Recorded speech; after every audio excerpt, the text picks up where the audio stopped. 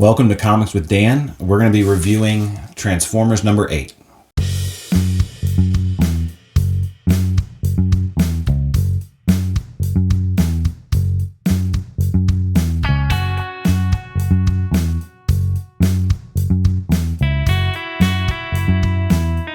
So if you've been watching the Comics Commute videos, you know that I've been pulling Transformers since day one, and it's been one of my favorite books since day one.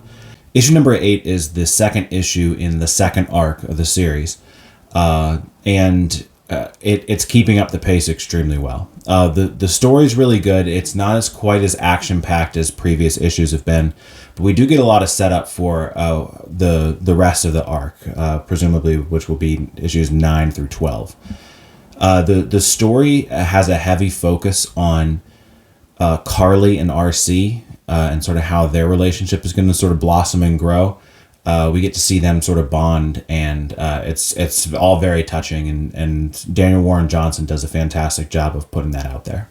In addition to seeing that relationship grow, we get to see Soundwave has some serious plans for the Decepticons. He criticizes Starscream with his leadership and how he had no direction and no plan, and how all Starscream wanted to do was have needless violence. So Soundwave has a very specific plan in mind, and part of that is sort of resurrecting the ship that they came to Earth on. In order to keep it spoiler-free, I won't reveal sort of what happens whenever they revive that ship. But if you want to know, you got to check out the book. As I said when I talked about issue number 7, the art by Jorge Corona is, again, it's keeping pace with what Daniel Warren Johnson started in issues 1 through 6. He's barely skipped a beat, and even to a certain extent, one might argue that it fits the book even better.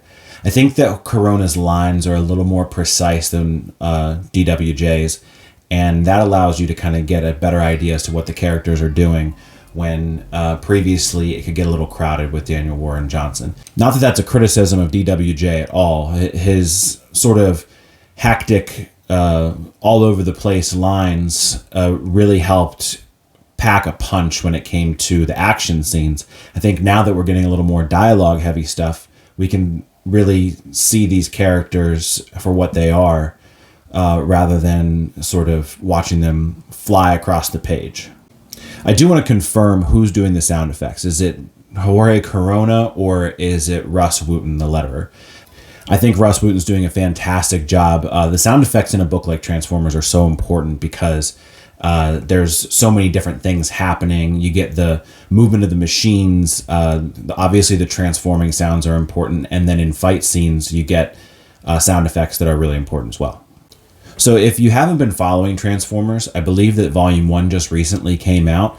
But if you don't even want to go back and read issues 1 through 6 or the first trade paperback, I really think you can pick up at issue number 7 and really have a good understanding as to what has happened.